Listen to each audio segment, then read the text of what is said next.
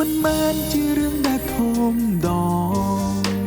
ក៏មិនមែនរឿងដែលតូចតា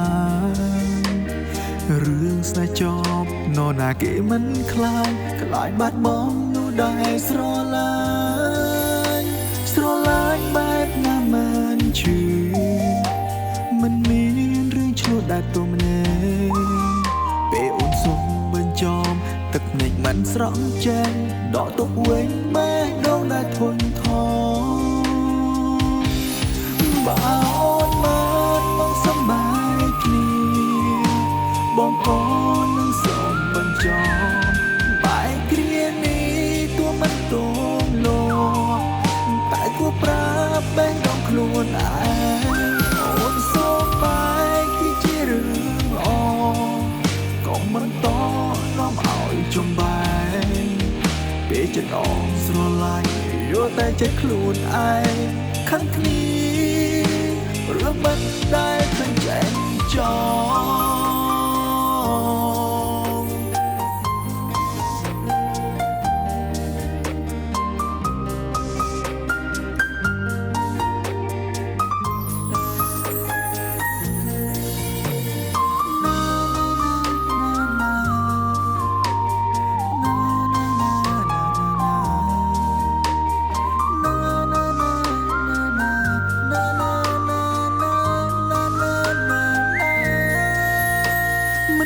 លជារឿងដែលធំដង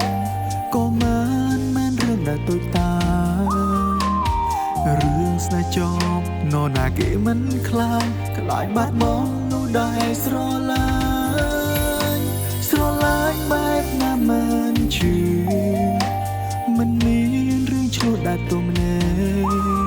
ពេលអូនសុំបញ្ចំទឹកភ្នែកមិនស្រង់ចេញដកទុកវិញបែបដងដែលធន់ថបើអូនមិនមកសប្បាយគ្នាបងប្អូននឹងសូមបញ្ចំបែកគ្រានេះទួមិនទងលោតែគួរប្រាប់បែងដងខ្លួនឯងអូនសូមបែកគឺជារឿងល្អក៏មិនតនាំឲ្យចំបែងពេលចិត្តអងស្រឡាញ់យកតែចិត្តខ្លួនឯងខឹងគ្នារឿងមិនដែល